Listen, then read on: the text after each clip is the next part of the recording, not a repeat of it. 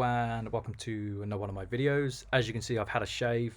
It wasn't because I bowed under peer pressure.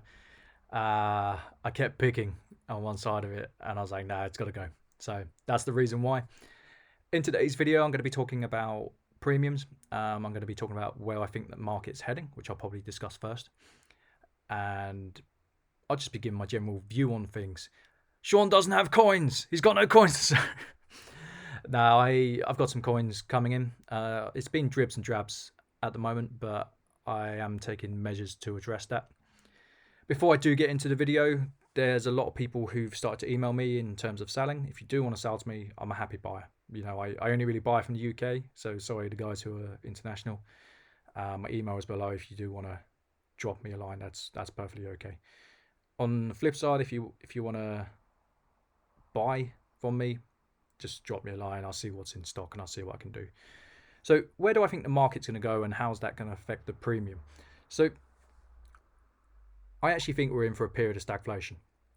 Now, I was looking at past data and I was like, is gold and silver a good bet during stagflation? In the past, it's done okay. It has done okay. You're going to see at the moment that the stock market is losing most days. I think it's got more to go. I do have my buy prices, so my mining shares have been absolutely hammered. I've made peace with that a long time ago. But I've got a feeling it's going to drop some more. I have a feeling that gold and silver will drop a little bit. Oh, it's got further to go. But I think it's going to shoot up at some point. I think there's going to be a point where the people who sold out from the market, they're going to chase the next big thing. It's called dumb money. Smart money tends to be the people who get in first and they make their money, and then the dumb money follows and they tend to be stale balls who are left holding the baby, so to speak. I do think it is going to go up, but how is that going to affect the premium of said gold and silver? Well, at the moment, what I'm seeing, especially on social media, I am following a few online dealers. Their premiums are crazy. I don't know how they're selling. I don't know if they are selling. And in fact, there's probably a lot of items they've got that are not selling, but they're happy to hold on to it. I'm not going to name names. That's not my style. And plus, I don't be warring with any dealer. That's also not my style. If it comes to it, it comes to it. But that's not who I am. But online, the dealers that are operating, especially in the UK, the premiums are dropping and dropping and dropping. So the spread between spot and the sale price, I'm seeing that come down. A year ago, when there was loads of buyers, or maybe slightly longer than a year ago when COVID kicked off, there was tons of buyers. There was too many buyers for the amount of coins. So I would have like a little blacklist and people would message me and I couldn't source it quick enough. So the premiums were naturally higher because the price range reflects the amount of buyers that want it. The price gets bid up.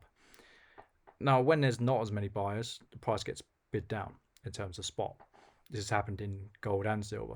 Like your staples such as your sovereigns and your Brits, you know, they still command a fair premium. You know, it's not where it was. So I think I'm at spot +3, spot +4 at the moment when I get them in.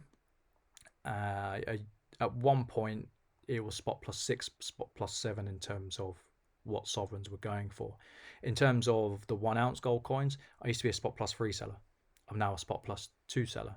So I've had to pass that on to my suppliers. And I'm saying, look, at 2%, because I was buying at spot at the time, 2% margin, it's not worth my time because it's not just the time thing. Some people are, oh, I'll be happy to make 2% on it. It's the risk factor for me. So my premiums are shrunk. I've had to take it out the other side when my suppliers come to sell to me, which brings me to the fact that I'm going to be setting up. I'm in the process of trying to get a website sorted. I have a website. It's non-functional. I tried to build it myself. I probably should have just paid someone else. I was being stubborn. But I'm going to aim to buy from more people from the public, such as you guys. It's probably been a long time coming. I can offer better prices than you would at other dealers. Now, I think where the market is at the moment, it is going to carry on dropping. It's going to drop and drop and drop. We're not talking massive drops. I think it's just going to drip from the market. And then I think if we do go into a period of stagflation, recession has probably happened. Inflation is rife. I think there's going to be a point where people do want to jump into gold and silver. Just looking at what's happened in the past doesn't mean I'm right. I know what strategy I'm going to be implementing. I'm just going to, if there's any excess in my business, there wasn't any last month, there was a little amount the month before, I'm going to be stacking as per usual. I'm probably going to be aiming more for the bullion type coins than the other type coins, such as your semi-numismatic and your high-end coins. Not that I deal much in them these days. Or I don't deal much in them whatsoever. That's not really my area of the market that I specialize in. Now, what's going to happen with the difference between semi-numi and semi-numi and bullion? I see semi-numi losing a chunk. Now, I often promote semi-numismatic coins, and I promise you it's not because I have like a hidden agenda and I make more on them.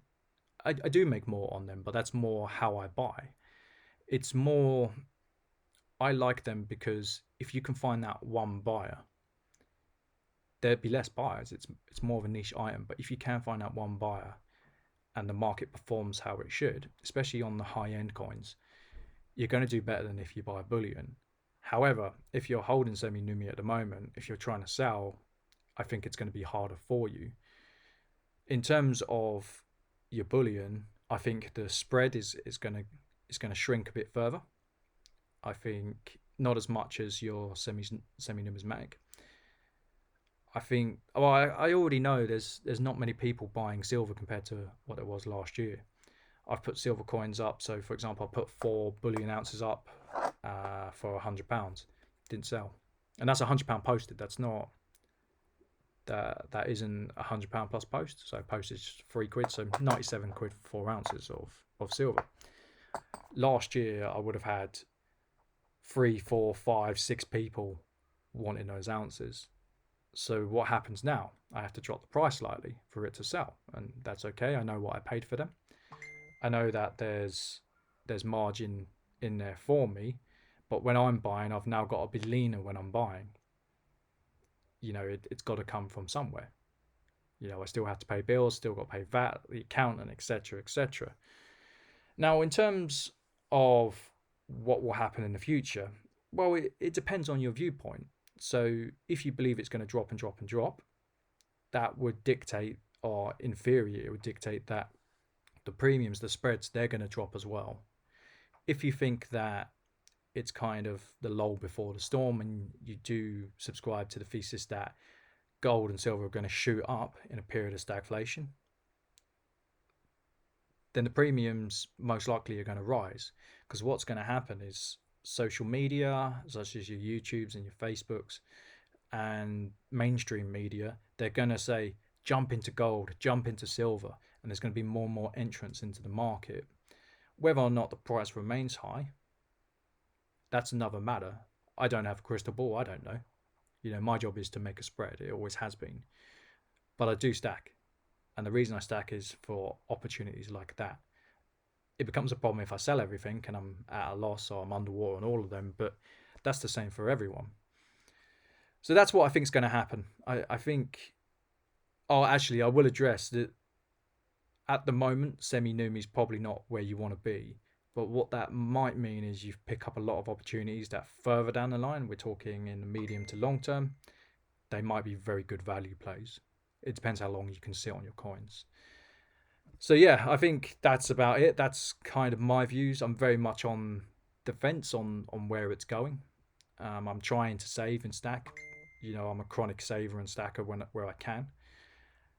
But we are heading into interesting times, and they're not going to be good times for everyone. Some people are going to suffer. Some people are going to have to sell out early and take a haircut. And that's just capitalism, unfortunately. That's the way it's always been, and that when you work in that system, that's the way it's always going to be. And I do think that is a shame. But at the same time, you need to be savvy about how you buy. You don't want to go out and buy top-end semi-numismatic things that are being promoted by some of these companies, because it's not going to serve you well. You know, I bought a few collections over the past month or two. These guys went out and they bought and they overpaid, and when it came to sell, it didn't look after them. They've taken haircuts on it. Sadly, that is what it is. I hope you've taken something from this video, and I'll see you on the next one.